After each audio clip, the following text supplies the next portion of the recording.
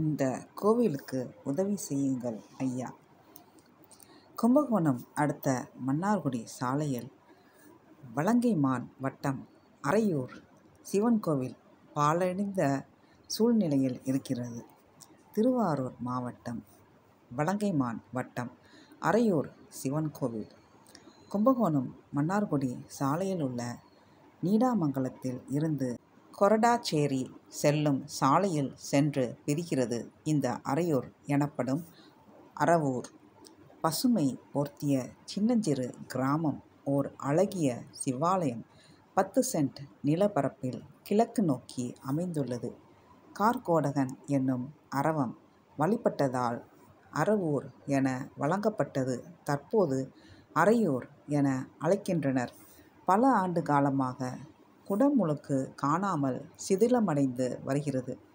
கிழக்கு நோக்கிய சிவாலயம் கோயிலின் எதிரில் ஓர் நீள் சதுர வடிவ குளம் உள்ளது. கிழக்கில் ஓர் வாசல் உள்ளதெனினும் தெற்கு வாசலே பிரதானமாக உள்ளது. கருவறை பிரஸ்தரம் வரை கருங்கல் கொண்டும் விமான பாகம் செங்கல் கொண்டும் சுதை கொண்டும் அழகூட்டப்பட்டுள்ளன.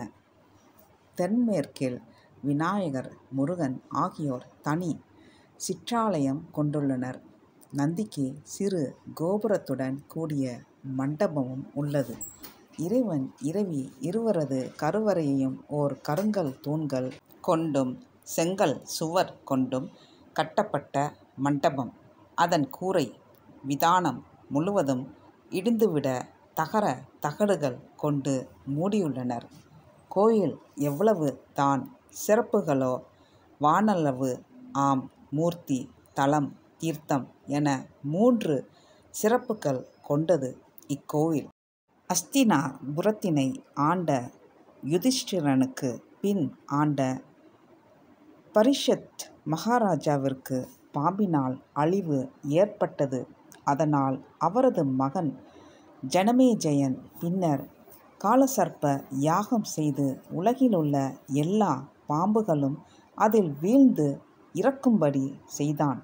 அதில் தப்பிக்க கார்கோடகன் இந்த தலத்தில் தீர்த்தம் ஏற்படுத்தி தவம் செய்து இனி எவரையும் தீண்டமாட்டேன் என இறைவனிடம் வாக்கு கொடுத்த தலம் இது. அது முதல் இந்த ஊரில் எவரும் அரவம் தீண்டி இறந்ததில்லை. அது மட்டுமா, இறைவனே, இனி இத்தலம் வந்து என்னை வழிபடுவோருக்கு நாகதோஷம் ராகு கேது தோஷமும் ஏற்படாது காப்பேன் என்கிறார். பாம்பை அடித்து கொன்றவர்கள் ஒருமுறையேனும் இத்தல இறைவனை வணங்கி செயலுக்கு வருந்தினால் அவரது சந்ததியினரை இத்தோஷம் தொடராது.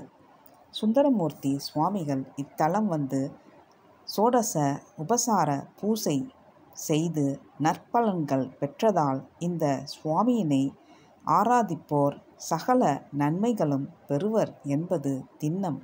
இவ்வூரில் இருந்த பெருமாள் ஆலயம் சிதைவுற அங்கிருந்த பெருமாள் சிலைகளும் அனுமன் சிலையும் இந்த சிவாலயத்திற்கு கொண்டு வரப்பட்டுள்ளன. இறைவன் கார்கோடேஸ்வரர் கிழக்கு நோக்கியும் இறைவி மங்களாம்பிகை தெற்கு நோக்கியும் உள்ளனர். இறைவனின் நேர் எதிரில் மண்டபத்தில் வெளியே சிறிய நந்தி மண்டபம் உள்ளது. கருவறை கோட்டத்தில் விநாயகர், தென்முகன், லிங்கோத்பவர், இருபுறமும் மகாவிஷ்ணுவும் பிரம்மனும் கைகூப்பிய நிலையில் உள்ளார்கள். வடக்கில் பிரம்மனும் துர்க்கையும், தென்மேற்கில் சிற்றாலயத்தில் விநாயகர், வடமேற்கில் முருகன் வள்ளி தெய்வானையுடன் உள்ளார். இவ்வூரில் ஹேமகுலம் உள்ளது. இந்த குலமே ஜனமே ஜெயன் ஹோமகுண்டம் ஏற்படுத்தி ஹோமம் செய்த இடம் எனப்படுகிறது. ஈசன் திக்கில் எல்லை தெய்வம் பாம்புலியம்மன் கோவில் உள்ளது. மராட்டிய மன்னர்களால் 300 வருடங்களின் முன்னர் திருப்பணிகள் செய்யப்பட்டிருக்கலாம் என தெரிகிறது. கோயில் தனியார் வசம் உள்ளது என்பதால் பல்லாண்டு காலமாக பராமரிப்பென்பதே இல்லாமல் விதை செடியாகி செடி மரமாகி மரம் விருட்சமாகி கோவில் வளாகம் முழுவதும் சிதிலம் சிதைவு சீரழிவு என முன்னோரின் உழைப்பும் செல்வமும் இன்று வீணாகி நிற்கிறது. திருப்பணி செய்ய விரும்புவோரையும் அந்த தனி நபர்கள் அனுமதிப்பதில்லை. மரத்தை கட்டிடம் தாங்குகிறதா? கட்டிடம் மரத்தை தாங்குகிறதா? நெருங்கவே அச்சப்படும் நிலையிலான கோயிலுக்கும் இறைவனுக்கும் சேவை செய்வதே தன் கடன் என்றிருக்கும் குருக்களையும் அவரிடம் நீர் வாங்கி ஏகாந்தமாய் காலம் தள்ளும் கார்கோடகேஸ்வரரையும் நீங்கள் காண வேண்டாமா? குருக்களின் வீடு கோயில் வாயிலிலேயே உள்ள பச்சை வண்ணமடித்த வீடுதான். கோவில் பாழடைந்தாலும் இறைவனை 4 வேளையும் விடாமல் பூசை செய்கிறார். எனினும் இவரின் உழைப்புக்கும் நம்பிக்கைக்கும் கை கொடுக்கப் போவது யார்? உடனடி தேவைகள் 3. உழவார பணிகள் 1. 2. திருமுறை முற்றோதல். 3. உங்கள் வருகை. கோயில் குருக்கள் திரு சந்தானம். Phone number 9790473398. உழவார பணிக்கும் தனியாரையே நீங்கள் சந்தித்து அனுமதி வாங்க வேண்டும். எனினும் உங்கள் உதவிக்காகவே கோயில் குருக்கள் எண் கொடுக்கப்பட்டுள்ளது. வாருங்கள், அனைவரும் இந்த ஆலயம் செல்வோம், உழவார பணியும் செய்வோம், கோவிலை நல்ல நிலைக்கு கொண்டு வருவோம். நன்றி, வணக்கம்.